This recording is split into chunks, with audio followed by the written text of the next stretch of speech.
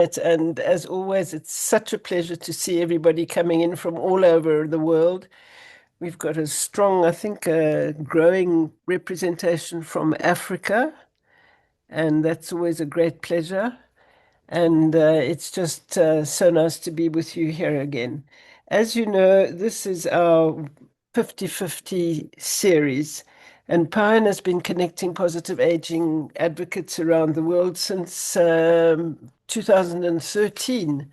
We're now in 60 different countries, but 2013 is already 12 years ago, and the world around us is changing so fast that we need to be very much aware of that. And things are moving in so many directions. And we just have to keep up with that. And in 2026, we find that one of the most necessary things that we need to develop and cultivate are the two elements of community and collaboration across ages and across countries and across humanity. And you all contributing to that, and that makes such a difference. And with that, I'd just like to hand over now to Osnat, who's going to lead us through the program tonight. Osnat. So thank you, Moira. It's good to be here. It's unbelievable that a whole month passed. And you were just talking about sense of collaboration and community, and to build this across ages and across countries and across humanity, we need to work together and to steward these challenges in a small way and in a big way. And who's better to do this than the Paciton Network? So today I am introducing two topics that we've touched on before, and they will be the focus of our conversation. The first one is the current UN developments on the rights of older people. This will be with pioneer Margaret Young, and the new opportunity for intergenerational collaboration with our pioneer, Jeff Rubin. Okay, we're going to start with Margaret Young. Margaret is the founder of Age Noble, Canadian social good enterprise that supports older persons. Until 2025, she served as the chair of Global Alliance for Rights of Older People, GAROP. Margaret is in Japan today. It's 3 o'clock in the morning for her right now, so she was kindly recorded a 3-minute message for us. And we will going to see it as a video in a moment. Hello, everyone. I am Margaret Young from Age Noble. As we step into February, we are entering a truly historic moment, not only for older people today, but for future generations of older persons around the world. From February 18th to the 20th, the first session of the Intergovernmental Working Group to draft a legally binding instrument to promote and protect the human rights of older persons will take place in Geneva. The decision to move forward with the drafting of the UN Convention marks a watershed moment that many of us, including pioneers, have worked hard for over the years. I will be attending this session as founder of Age Noble, and I am focusing on 4 priorities. First, recognition that this is transformative work, an opportunity for humanity to set the human rights standards to promote and protect dignity, security, and self-determination in older age. This is especially important as lifespan continues to grow. Second, strong participation from member states across regions, including my own country, Canada, informed by older persons and civil society. Third, a clear roadmap for the drafting process with timelines and deliverables, starting with identifying the convention's scope and the core principles that underpins it. And fourth, meaningful and inclusive participation of older persons and their representative organizations, including matters such as hybrid participation, adequate advance notice to provide input, and access to publish content or drafts. In the lead up to this session, advocates around the world mobilized through Gallup's Age of Rights Global Rally from February 1st to the 7th. Rallies took place in every region, calling for equal voices, equal rights. Age Noble's rally will take place from February 10th at 7 a.m. CET, and it's titled, Who Decides? The Human Rights Principle That Matter to Older Persons with Dementia. You can find details for this and other rally events at www.rightsofolderpeople.org. Older persons are stepping into the spotlight beyond the human rights space. At the Second World Summit on Social Development this past November, the stakeholder group on aging elevated older persons' voices and profile globally. Age Noble convened a cross-regional solution session with partners from Asia and Africa, demonstrating how older people are leading and contributing alongside younger generations to advance social development. The UN summary that was submitted, as well as the event showreel, are available on the Age Noble website. The message is clear. Older persons are not on the margin. Older persons are shaping the future with an equity lens and an intergenerational approach. I look forward to seeing you in March to share what I learned from Geneva and to discuss on how we can all engage in the drafting process. Thank you. Well, thank you, Margaret. I think. Could I just chip in there, Osnat, for a Sure, second? good.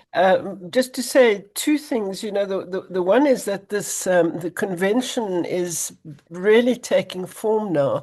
I've seen that the United Nations has voted a budget not only for this year but for the 5 years to come, which means that this is seriously being considered, and we hope that it will be done before then, but at least there is a budget allowed for that. And I'd also just like to commend Margaret, who's been so very, very faithful to this cause and really pushed as much as possible. And then just a word to mention that I'm now one of the 24 members of Age Platform's specific task force on the UN Convention. So we'll be working very strongly on that, and it's very exciting because there's real movement and commitment to get this to get this thing off the ground now and get it into legislation.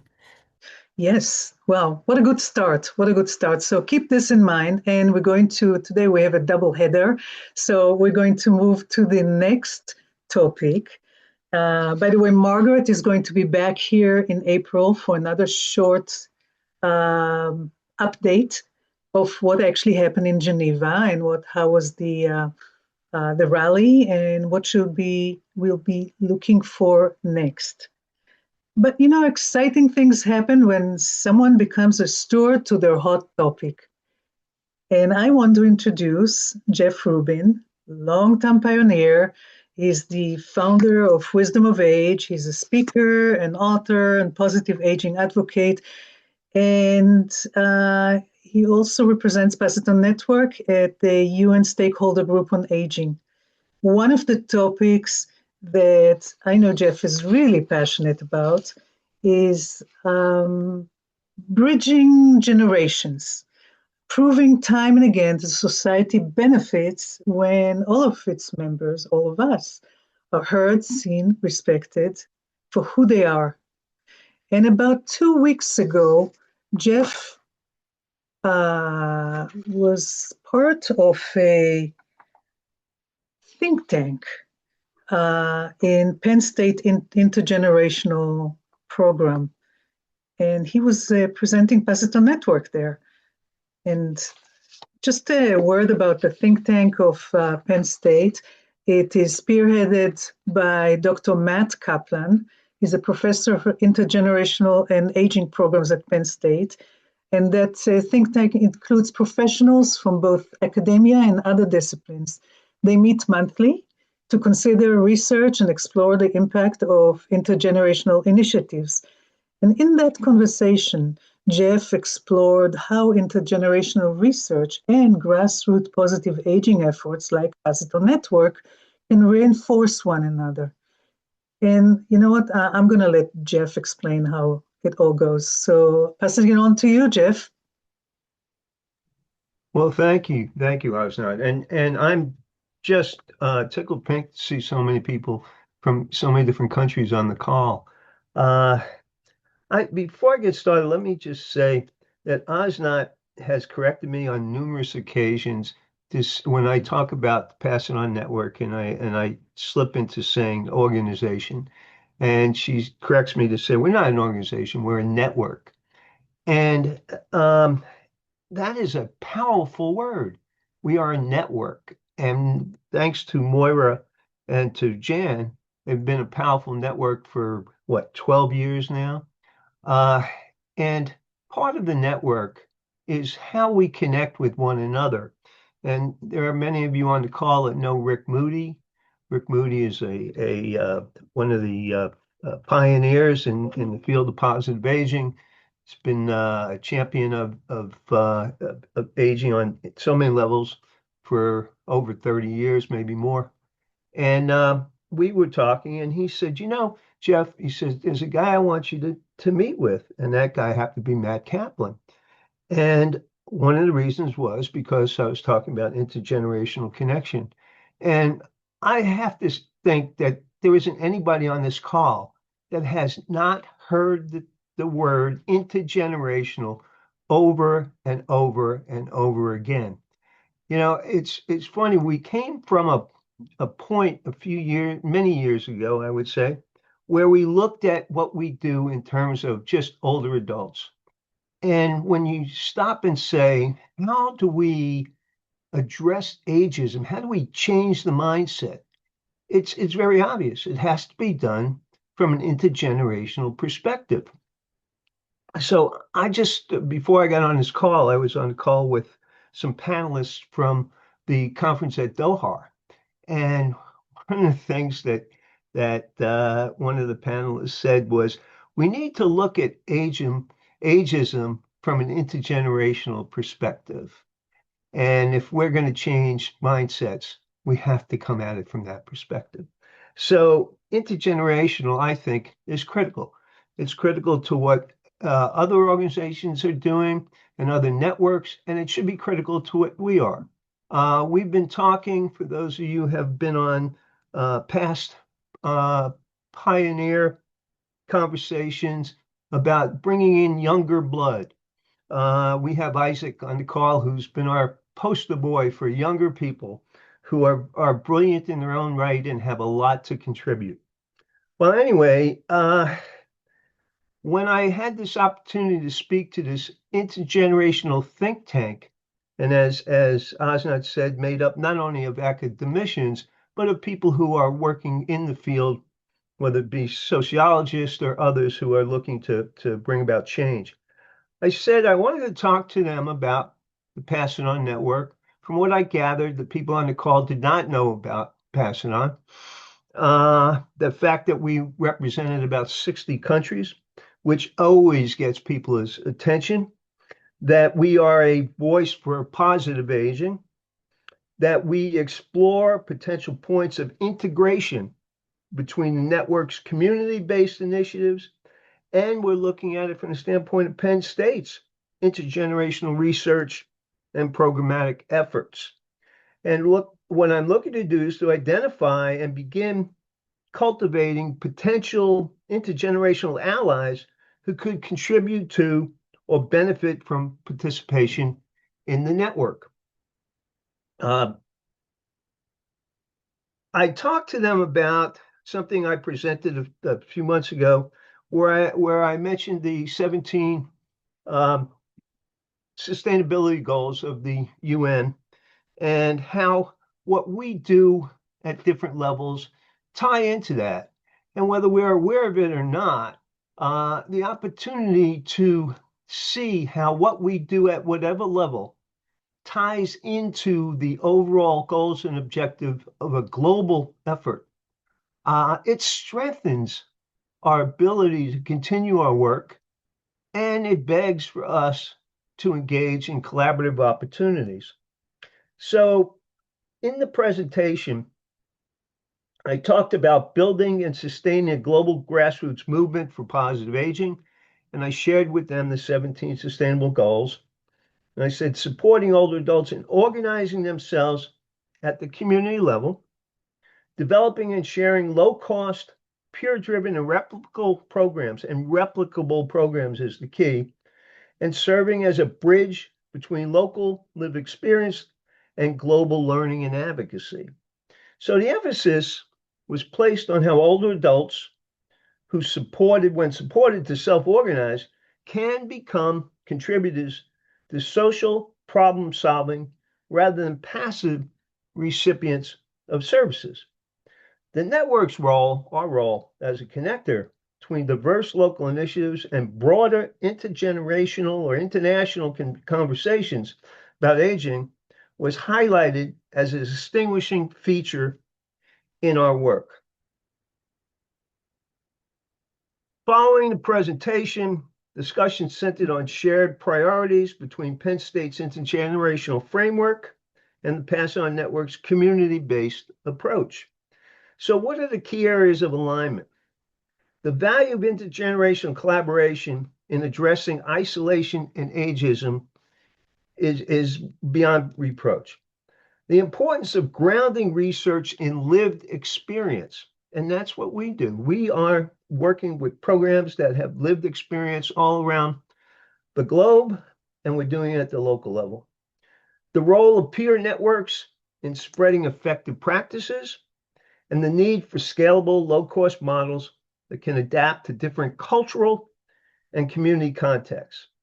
So participants expressed interest in how academic research could inform grassroots programming and how grassroots initiatives could in turn serve as learning laboratories for intergenerational theory and evaluation. So what were the outcomes and forward opportunities? The exchange clarified several potential pathways for future engagement. One, exploring collaboration between Penn State's intergenerational program and selected network initiatives. Two, identifying opportunities for faculty, students, and community partners to engage with network activities, consider joint learning or knowledge sharing efforts that link research with practice, expanding the network's intergenerational dimension by connecting with Penn State's think tank members as allies and contributors. And the session reinforced the mutual benefit of linking academic intergenerational work with global community-driven positive aging efforts.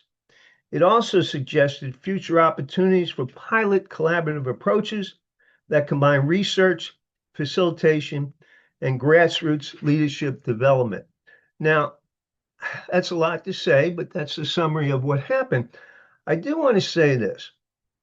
While people are engaged in intergenerational programming, particularly the people who I spoke to at Penn State, they're usually coming at this from a younger person's perspective. They do not have the insight that you or I have from the years of work in addressing ageism from our perspective. But the need for collaboration and practical connection has never been greater.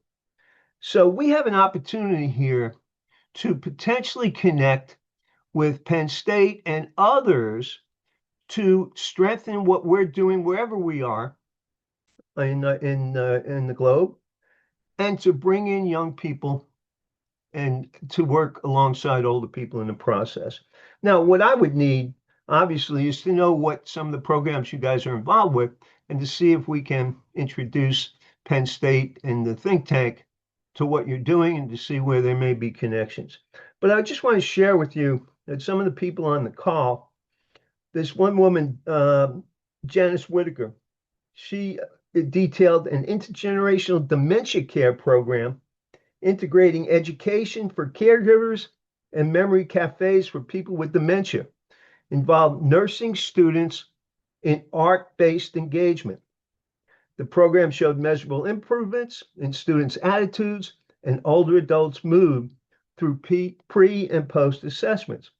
Mark Kaplan described the growing movement in intergenerational community design involving architects, planners, cultural anthropologists with competitions and conferences fostering innovation. Penn State, this is interesting. I'm assuming that many of you know about the age-friendly initiatives that are global in scope. Penn State is one of a number of universities that are now becoming designated as age-friendly universities. And this is a golden opportunity to tie in those universities, and age-friendly is international. So there's opportunities wherever you might be to tie in with them. There was another fellow who has an economic exchange day that engages high school students and community issues with older leaders, fostering mutual learning and leadership development. And he points to programs like Oshaka Youth Venture. I'm sure many of you know about Oshaka. There's another fellow, Jim McGinley. He shared how placing youth in leadership roles drives frame changes that alter societal thinking and action. Participants advocated for ongoing intergenerational conversations that acknowledge both loss and triumph in aging, emphasizing the emotional and physical benefits of engagement.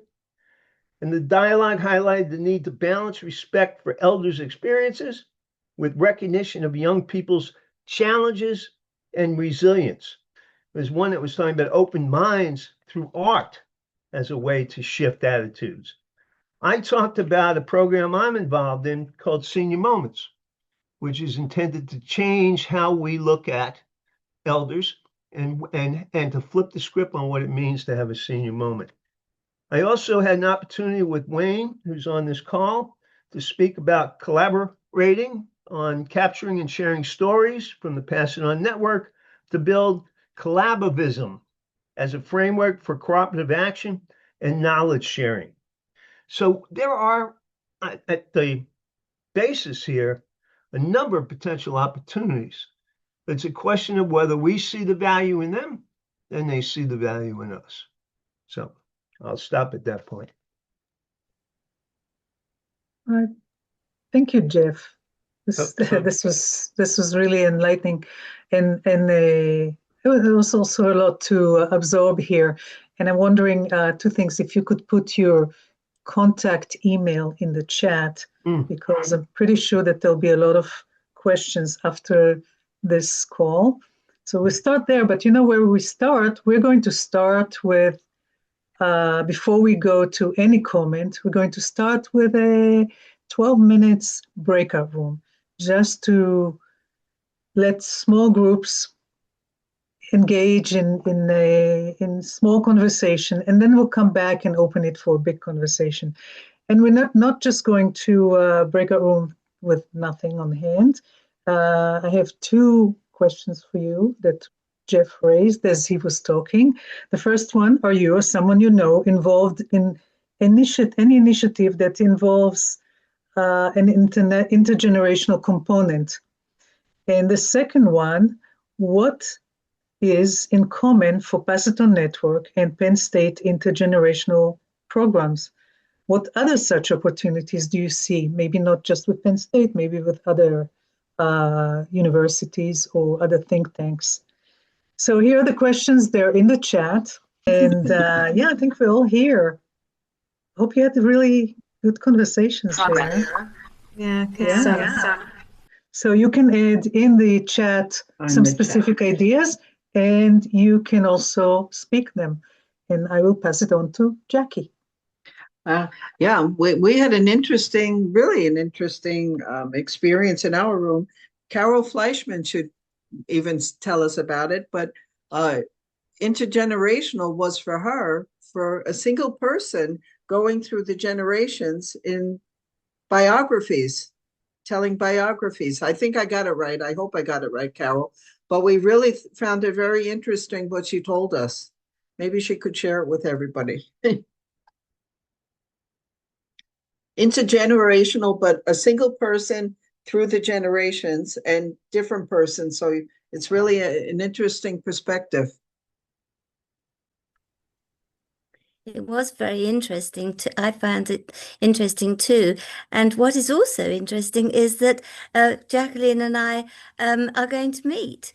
I'm planning to be in Vienna at the end of end of May, for a conference, and I hope we'll be able to meet up then. I've put my email address in the chat, Jacqueline. Excellent. Wow. So, You see, this is what our network is good about. We get to meet people when we travel to other countries. It's a secret handshake. But I'd like to oh, pass it on to Carol if you'd like to maybe say something about uh, the biography. I have created a process where people recall memories in their life in 7 year cycles because it's been well known for uh, thousands of years that the cells in people's bodies change every 7 years. And so that's the way I've structured my program called Cycles of Life Legacy. And people work individually to write down their memories in step one, everything they can remember, where they live, people, places, that type of thing. And then step two, and I really encourage that they write down challenging things that have happened to them in their lives. So in step two, they go a step further and they look at how am I different because this happened to me, and what do I do differently? And they come up with a title to that story of their life. Then they team up with a person and they tell their story, but they tell the story out of how they are different. What did they name that 7 year cycle? And how are they different? And how did that affect them and what they do with their lives? So they tell their story out of that kind of, after they've gone through that process, and they trade off, and the second person tells their story, and then they write a declaration, and uh, they capture what that person's great strengths and attributes are, and what contributions they've already made in their life up to that date. And then the fifth step is they project the future and where they're going from that point on. And it works beautifully. Um, Created it myself. I have a team of people working with me, but um, it's all the technology and everything that gets in my way because I've have limited skills in that way. But we're moving. Yeah. Thank you, Carol. That sounds so powerful. I can only imagine what somebody who's only 14 years old would have to say on that. Absolutely, Yeah. absolutely. Any other insight, thoughts, ideas that came in your breakout rooms? And Luann, you're next. I just want to say how lucky I was to be in the room with Wayne and Patricia, meeting Patricia for the first time and talking Wayne into just reminding me, in a few words about his talk the last time, which I really enjoyed, and I wanted just to remember bits of it. And one of the bits that he, mentioned is that humanity is basically aligned much more than we think. We think that, half of us think one thing and half of us think another thing. Whereas in fact, we all agree on most things. It's just the few things we don't agree on that get built into a larger, perception in our own minds. And, we agree on what 95% of the things, but it's the 5% that we disagree on that get blown out of proportion. And I'm just putting that in my words in when Wayne, reiterated that. But if we're talking intergenerational, it might be interesting to think of it that in with other generations, we're more aligned than we think. And even though we have different interests, desires, values, lifestyles, we probably agree on a lot more things than we disagree on. And I thought that humanity is aligned could really adapt well to intergenerational communication. So I just wanted to remind everyone else what a great talk that Wayne gave last month. It was very good. Thanks, Wayne. Thank you for your comments. Yeah, that power-based approach, because we've been taught as you get older, you have more experience and you are smarter than everyone else, et cetera, et cetera. And we've got more experience in a lot of areas, but sometimes younger people can bring a fresh perspective. And if we show that respect back and forth towards each other, then it's amazing how we can change some of those conversations. Because, I said, I get some every once in a while, I'll get people saying to me, people that are in our age bracket, oh, yeah, those young people, they're so entitled. And they'll say, well, remember your first boss? Oh, yeah, what an idiot. Yeah, right. Right? Because sometimes we see things differently, and it's a matter of how do we embrace some of that, right? And that's kind of where it is. So thank you, Landon. Yeah. And you can catch Wayne's talk from last month, on our YouTube channel. Yes. Yes, Patricia, you next. Hi, I just wanted to make a comment about information that's in the chat, and that I happen to represent I'm a lay minister, and I work with the church. Our older population is dwindling, and actually our population in general is dwindling, but we are planning several activities to do with our older members and also members of the community. But I see that Jennifer has put some interesting websites that I can go to, which will really help in our church activities. So Jennifer, thank you for that. Well, here's another testimonial to what this network brings. There are things you can find in one place that can be used and replicated and improved and adapted in any other place around the world. So, And to one Brian, thing, I just want to share with what Patricia had said is that I did look at churches. I went to about 55 churches over a year's time, and I spent a year analyzing where the church and community was working and the intergenerational aspects of the church. And right now, churches are one generation away from extinction, which is pretty scary because that used to be the foundation for a lot of communities. And so I'm fascinated by how you brought that up is how do you get youngers involved in the ability to work together so that they can help in creating a better quality of life because they all have the same interests and they all have the same very similar outcomes.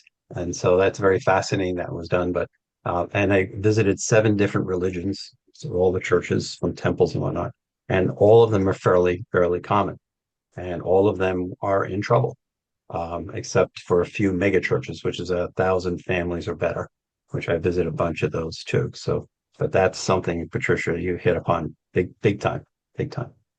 Yeah, and getting youth involved is a challenge, Yeah. although we've been seeing more youth coming to join our congregations. And I talked about some of the programs we're looking at, and one happens to be is just to get older people in our, like I said, in our congregations and our community together.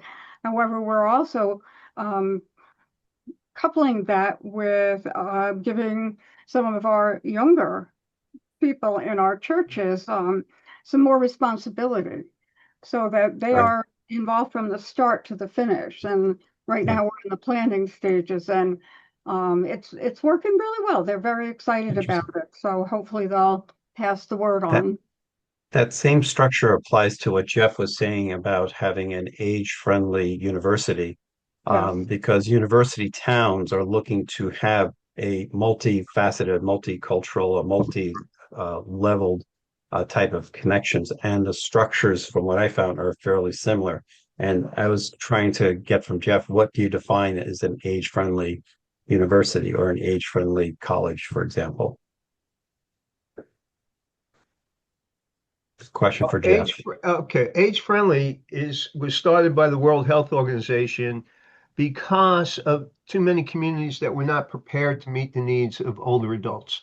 And so in order to become age friendly, you need to come up with a baseline understanding of how you rank in terms of the 8 quality of life issues that impact us. And once you have a baseline, then you can measure your progress against that. Well, a number of cities have taken that on over the years, and there may be 1,000 cities globally that are involved right now. But universities are starting to get into the act. Now, they have their own criteria, but it has to follow along the lines of how do you engage students, how do you engage faculty, how do you engage programs in meeting the needs of an age-friendly community. So they're still trying to figure it out, and I think this is where our experience could tie into that, and and they're looking for practical ways to engage. So it's a win-win. That's that's So, that's the that's that's the issue because when I spoke at Oxford University on one of those similar topics several years ago, that was one of the issues as far as how do you set up curriculum that is adaptive and how do you set up the structure and the from the campus life and the living life to other things. I was kind of curious as what Mhm. has been progressed on Yeah. that. yeah, so that this is interesting, and I'd like to just uh, post a little comment here. Is that we're speaking about on one hand places of worship, and on the other hand universities. These are from um, I guess the population that comes to one might also come to the other, and maybe not. So just thinking about something a little bit more pluralistic here. And I'd like to pass it on to Valerie and then to Cheryl. Valerie? Yes, I was just muting myself. Um, uh, First of all, it was an interesting breakout, and things will happen from that. I'd also like to mention that I'm already have started a process of working with the University of Wales to incorporate older people. We elders have got skills we can pass on, and we elders also need to learn the skills that we don't have, the technological skills. So that is one thing. Thank you. I'll make it quick. There was a point expressed about communication between the younger and the older. And I've been there with technology. That's where I started my career in training older people and younger people technology. But in balancing the intergenerational conversation, what has helped for me, and this was shown this morning, as a matter of fact, is just the platforms of communication. We have to go to where the youth are. And so I just got on a TikTok platform and I put out a YouTube short to share some information with another young group that is traveling to Brazil this morning. But we have to meet them where they are. They're not going to come, many aren't going to come to Facebook, and many may not come to Zoom unless that's where all of their friends are.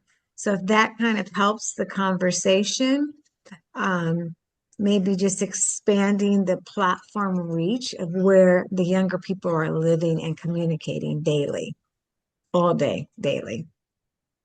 That's an interesting point, Cheryl, because if we're talking about intergenerational, it's not necessarily going to where the other generation is, but meeting in a place where all generation can meet. Yes. So I'm just commenting on that. And if Zoom is the place, then why not? And Yes, I agree with you. And I do that with my mother and her girlfriends. I adjust to be where they are in order to help them in their yeah, aging years. yeah, It goes both exactly, ways. exactly. Verna? Thank you. I want to build on what Jeff said about age-friendly universities still shaping themselves. and how critical our role is. I'm with University of Colorado. They have a massive medical campus, and we're working very closely with them. We went to one conference, and I have to say nothing but good things, but there was one conference where aging persons, practitioners, and students in the aging field were, and doctors were saying things. It's not shocking that medicine is ageist, but I mean, our hair was standing on end. And of course, Verna stands up and criticizes. But rather than be defensive, they said, okay, join us, tell us, give us your perception. And they put us on committees so that our voice could be heard. And it's just wonderful that they're open to that. And we do have to share our voice because they've got a lot of things wrong. And but at the same time, they're wonderful partners. So, Wow. It's such a, I keep telling people about that program that you're involved in, and maybe we can learn more about it in one of the future 50/50s. And at this point, I'd like to pass it on to Jeff to just kind of bookend the conversation today before we wrap up and move on and leave it on for another 15 minutes, etc. So over to you, Jeff. Thank you. I wanted to pick up off of what Cheryl was saying in terms of going to the places where the young people are. Um, I beg to differ just to say that a conversation with uh, Verna and I have had a number of conversations on how do young people and older people have anything in common? Is there a hunger? Is there an interest in talking to one another? And Verna made it very clear that there is, in her experience, there is. People are hungry to talk to elders and vice versa. We learn from one another, and yet the perception is that we have nothing in common and we don't want to talk to one another. Um, I was going to say, in terms of wrap up, that if we're not engaged intergenerationally ourselves, then shame on us. So I would pose to this group that you know people who should be at this table. Why not invite them to the next 50/50 meeting? The other thing, though, and I would like to ask if Isaac is still here. Isaac, talk to us about, from your perspective, why this is such a significant forum for you. Uh, you've impressed everybody who knows you, but the question is that we always say is, why are you here? Why aren't there more Isaacs out there? So give us your perspective. Hello, everybody. I hope everybody's doing well. Thank you, Jeff. I think, well, for me, it came to me as a realization. So for those of you who I haven't met yet, prior to moving to Dublin, I was involved in digital literacy work for older adults. But the point is that in those conversations, I realized that the world that I was living in at the moment was, uh, in essence, I realized that the older person that I may become in the future is in the works right now. Because getting to speak with other people, not just people that I was looking to teach, but also just people who maybe had other technological perspectives, who maybe had more expertise. Um, I realized that the world that I'm living in now as a younger person is is rather than existing on a linear plane, everything's in flux. So the younger person that I was before when I was a child is still within me, but the older person I'm going to become is within me in the works of being produced right now. Um, and it was that realization that I realized, well, if if it's true that we need to work collectively to make sure that the world that we live in, the world that we find ourselves in, is um, age friendly in the sense that it allows us to age well for our lives, then it should be the case that that should be of importance to me, because if I am lucky to get older, then that will be the world that I will live in. And it was that realization that I think is moving me into spaces like this. So I'll end by saying that I believe, in my opinion, that getting that realization in people of all ages, that age isn't necessarily linear, but it's always in flux, and who we are and who we will be is always sort of in the balance of things. I think that realization might open up our eyes as to how we could all work together across all generations to create a world where we can all, uh, age dignified and to the best of our abilities with a good community around us. I'll say that. Thank you, Jeff. Thank you, Isaac. One last thing, if I can, and that is that everyone talked about what they're doing in terms of generational programs and put some of it in chat. If you want, and I'm going to ask Wayne, if we can gather that in a format that I could share with some of the people from Penn State, or we can use it as a way to introduce ourselves to some of the other universities or other intergenerational think tanks that are out there, to show them actual examples of what we're doing in our networks. So I throw that out as a consideration. And if you want to send a little more information about what you're doing, you can send it to me. Or if Wayne is up for it, we can send it to Wayne as well. So that's my story. Oh, no, absolutely. And I'd love to share some of the learnings we've had in more detail, Jeff. So we'll do that, and then we'll share some of it back in. Because having examples always helps, especially if you're dealing with academic groups. Is this measurable? When did you do this? It's they don't bringing the conceptual and the hard numbers together actually can get better attention and get better support for the type of initiative we're looking at. This is great. Thank you. And we have a little call to action here, actually. So put your pens together and write to Jeff and Wayne, and we will, through our network, disseminate it back to everybody and take it from there. I actually want to thank Margaret in absentia for giving us a mid-update. I'm back in next 50/50 in March, and we'll learn all about what happened in the meantime. And also to Jeff for keep bringing up really important topics, and also not only bringing them up and talking about them, but also going out and seeking them and creating these connections. So really appreciate it, Jeff. Yay, pioneers. And, Two thumbs up for Jeff. Yeah, for Jeff, for Margaret, for Moira, for everybody who is here that is doing something, and you all do. May I just say something which is relevant to what the conversation we've just been having? Virtually, I would say 50% of the members of Learn with Grandma are young people under the age of 40, especially in Africa. The older generation are not as good with technology in any country, but certainly in Africa, they're not as good. And I find that we have a lot of young people doing wonderful things that they post on Learn with Grandma. So great. And you have posted Learn and Grandma link in the chat. I encourage everybody to take a look at this. I just want to step on my soapbox one more time. First of all,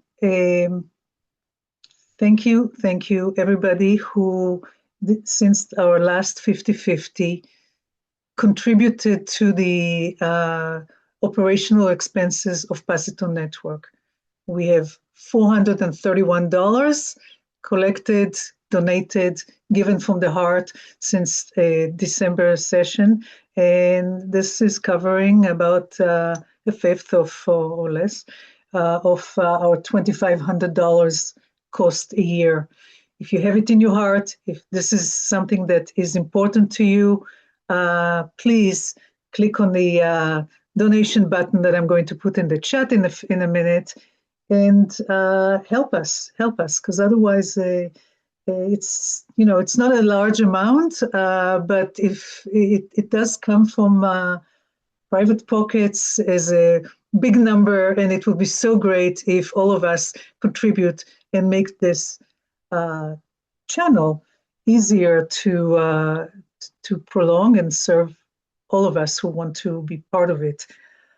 And just to remind you that $2,500 covered the Gazette, the Zoom, the CRM that sends all the notifications to everybody, all kinds of licenses. There are no frivolous anything there. It's all operational costs. So thank you for those who contributed the $431. $2,500 is what it costs us every year until things go even more higher up.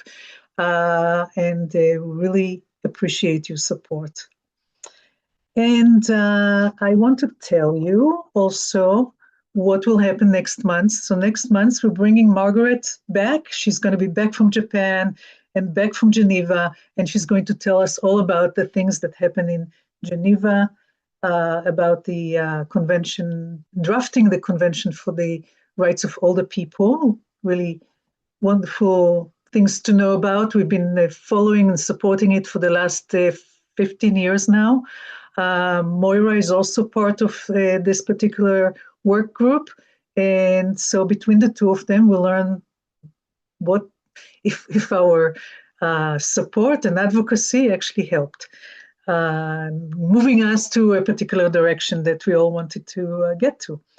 The other part of the call, which is going to be the majority of this, we're going to dedicate to discussing what we're doing with Pass It On Network. What is the future of Pass It On Network? We are not done yet with this conversation. And we're going to, again, have some guided question, enlist the help of all of you pioneers to join small breakout rooms, to come up with ideas, observations, insights that can help all of us move on as a more robust network and make it a world for all ages with, as Isaac said, dignity and respect.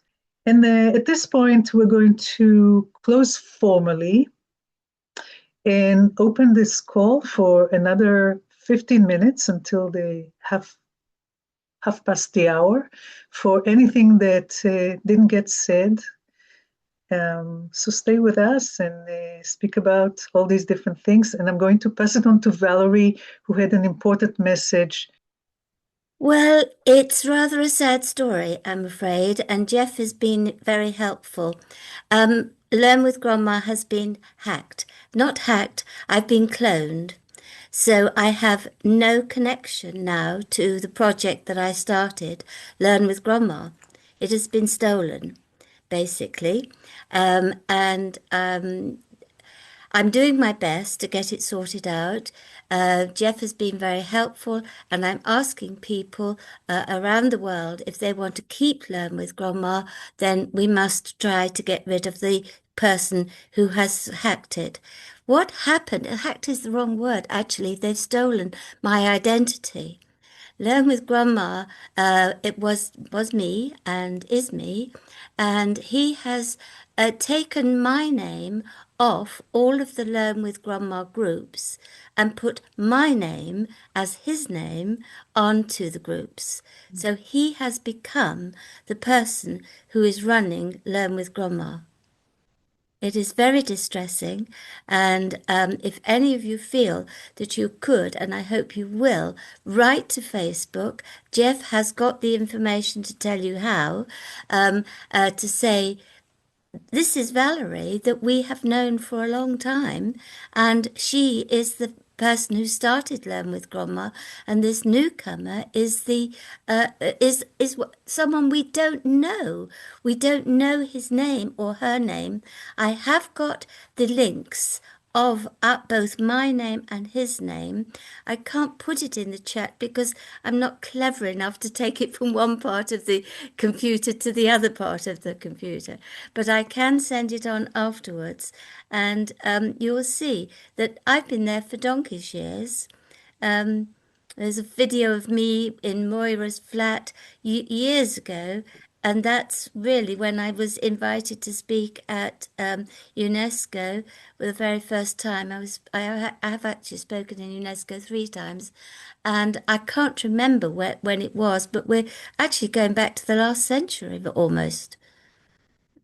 Really, Valerie, this is such an important thing. I encourage everybody to watch our highlights, read our highlights document. We're going to put this information there.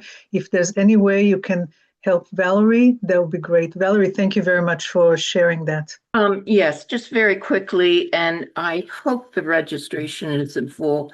But some of you know the Longevity Virtual Conference at Stanford University is happening on the 17th and the 18th next week.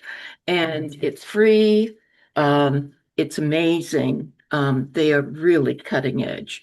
And so I encourage you to go. And if they are full, then it'll be next year again. And I'd be happy to provide my notes to anybody if you're interested. Thank you. Sorry to connect a little late, but all the time it's my pleasure to connect with a person having the same goal, to provide the best moment and service to the seniors that I told to Moira. Thank you again for the opportunity to be part of a wonderful group. I remember you have a two foundation in Ecuador because I'm from Ecuador, but I live in Miami, United States. I have my foundation 2 years, and recently I opened a company to provide service. Well, to provide that service is different to the nonprofit because the nonprofit is a free service. We promote active and healthy life for the seniors, but recently I opened a company for the senior who afford for that service, So for me, it's very important to hear to the seniors. I have more than 15 years to work very close with them, but it's very important to the community know what is the most important. It's like necesidades. How do you say? Necessities from them. Right now, I want to have the opportunity to connect with the ONU, with how do you say, with a group who manage the about all the service, or we talk for the problematics, maybe to the needed for the seniors. Right now, I want to find or to connect. I don't know if you have the opportunity to connect with me, but right now I am working in that because it's very important to exist. Like, sorry, my English, I try. My native idiom is the Spanish. It's fine. We all come from different countries. Yeah. So it's very important. Sometimes, really. It's my passion, sometimes, sorry that I share that, but I sometimes feel tired, because you want to find, to support, to more people interested in that population. It's very important. Most of the people worry about to the children, to the topics, for example, to the abuse. But for me, it's very important to talk about the seniors. The last week, I have a meeting. I really was worried because right now is a bit problematic in United States about a lot of senior has suicide. Suicide, you understand? Yeah. Yeah. Oh my God, I really was really impressive for that, the statistics. So it's very important. It's for me, I feel proud when the own seniors is like to empower. It's very important. is very important. So thank you for the opportunity again. Thank you for sharing my feelings. Thank you for sharing that I really want to spread. You know, I'm really so proud for you. Thank you, Inez. Such a important work you do, and such important concerns we have for older people, and then we also have so much hope that, like everything that we heard here today. Any other words, insights, anything that you want to be said that hasn't been yet in the last 5 minutes that we have here together? I can hear very well, but finally, not really. I really appreciate if you have anyone you have a contact. You put me in contact with someone to the in the ONU. I am really waiting for that. Okay. Yeah. I don't know exactly have like a delegation about to the seniors. I'm not sure. I'm not sure.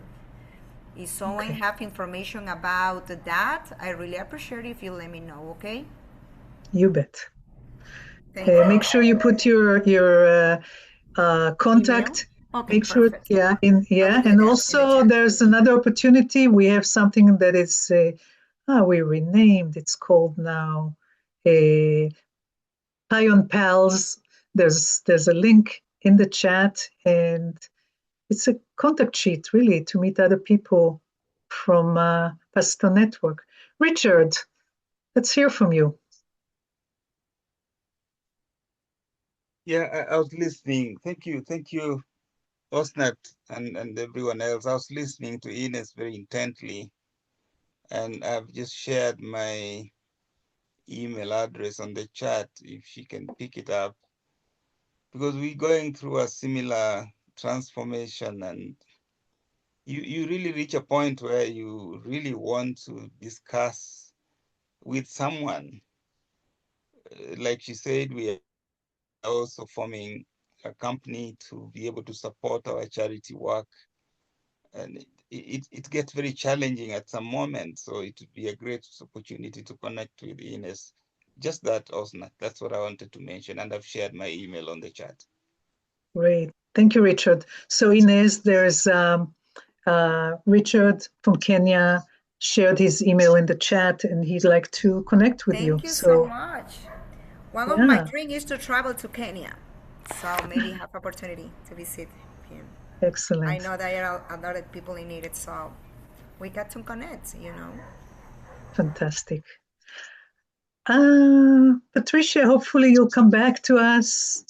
If this was lovely for you, we invite other people, all of you, invite other people, younger, older, from anybody who you think Pasiton Network is a good place to learn, teach, mentor, act, improve the world.